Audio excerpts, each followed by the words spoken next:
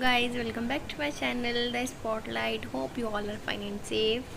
So मैं आपको अब बताने वाली हूँ कि मेरा टाइम टेबल क्या है एग्ज़ाम का। मतलब कि हमारे 17 से एग्ज़ाम है, तो मैं आपको बताने वाली हूँ कि मेरा पहला तो बिज़नेस का एग्ज़ाम है क्योंकि मैंने कॉमर्स लिया हुआ है। तो ये उन स्टूडेंट्स के लिए वीडियो है जिनके पास कॉमर्स है, जिनका 17 को बिज़नेस का पेपर है।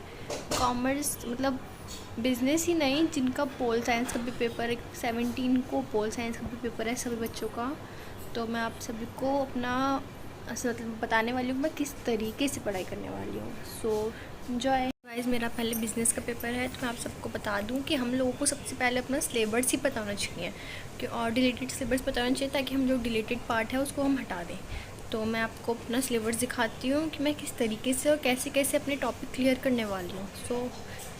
तो मैं आप सभी को सबसे पहले ये दिखाती हूँ कि मेरे टोटल यूनिट कितने आने वाले हैं। ये 5 यूनिट है, तो मैं आपको दिखाती हूँ कि 5 यूनिट के अलावा मेरे 3 यूनिट और आने वाले हैं, जो कि हैं स्टाफिंग, डायरेक्टिंग और कंट्रोलिंग। सो मैं आपको दिखाती हूँ। सबसे पहले हम अपना जो पार्ट है मतलब टॉपिक वाइज हम कैसे क्लियर करेंगे।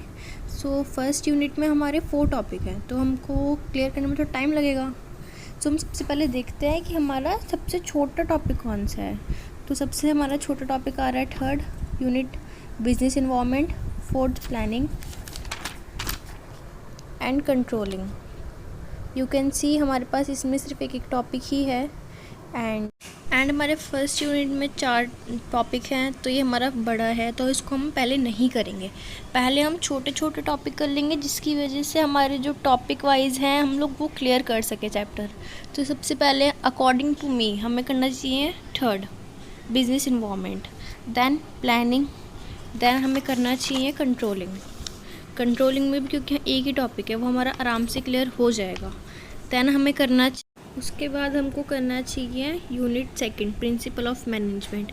जहाँ तक हमने पढ़ा है ये टॉपिक जो है वो काफ़ी छोटा भी है और मतलब काफ़ी हम लोग इसको अच्छे से पढ़ भी सकते हैं। इसमें सिर्फ कॉन्सेप्ट बताए जाते हैं, सिग्निफिकेंस बताए जाते हैं और 14 प्रिंसिपल जो इन्वेंट हुए थे वो बताए जाते हैं। देन हम लोगों को करना चाहिए ऑर्गेनाइजिंग। उसमें हम लोग सेकंड पार्ट के बाद डायरेक्ट ऑर्गेनाइजिंग इसलिए चूज़ कर रहे हैं क्योंकि ये छोटा टॉपिक है और छोटे टॉपिक जो है हमारे वो जल्दी जल्दी कवर हो जाएंगे, जिसके बाद हम बड़े टॉपिक आराम से क्लियर कर सकते हैं।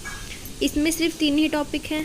प्रिंसिपल ऑफ मैनेजमेंट में 2 टॉपिक थे और बाकी सब में एक टॉपिक। हम 5th चैप्टर के बाद डायरेक्ट हमको फर्स्ट इसलिए भी करना है क्योंकि ये थोड़ा बड़ा है, मतलब टॉपिक वाइज ये थोड़ा बड़ा है बाकी चैप्टर्स के अकॉर्डिंग। और फर्स्ट चैप्टर के यूनिट के बाद फर्स्ट चैप्टर के बाद हम लोगों को करना चाहिए डायरेक्टिंग 7th और करना चाहिए यूनिट 6 स्टाफिंग। क्योंकि इनके जो टॉपिक हैं वो बड़े बड़े हैं, तो हमको समझने में थोड़ा दिक्कत आएगा और थोड़ा टाइम भी लगेगा। और हमारा पेपर ज़्यादा दूर नहीं है, कल ही है। सो हमको ये कंप्लीट करने चाहिए। ऐसे करके धीरे धीरे हमारा पूरा सिलेबस कंप्लीट हो जाएगा टॉपिक वाइज। ये अभी तक का मेरा रूटीन है जो मैं अभी तक फॉलो कर रही हूँ। पहले मैं छोटे छोटे टॉपिक्स को कवर कर रही हूँ, उनके कवर अप होने के बाद थोड़ा बड़ा, फिर देन जो सबसे बड़े बड़े टॉपिक हैं, जो बड़े बड़े यूनिट हैं, मैं उन्हें कंप्लीट कर रही हूँ, ताकि हमको यूनिट वाइज भी समझ आ जाए और टॉपिक हमारे जो है वो आसानी से क्लियर भी हो जाए। क्योंकि हमारे एग्ज़ाम में छोटे छोटे क्वेश्चन पूछे जाने वाले हैं, जैसे कि MCQs base and fill in the blanks and very short वगैरह। और जो लैंग्वेज है थोड़ी चेंज कर दी जाएगी, तो हमें टॉपिक वाइज क्लियर होना इंपॉर्टेंट है। क्योंकि अगर हमें क्लियर हो गया तो हम अपने सारे क्वेश्चंस वगैरह को आराम से सॉल्व वगैरह कर सकते हैं। Time table and if you like, you know the drill, like, comment, share and subscribe.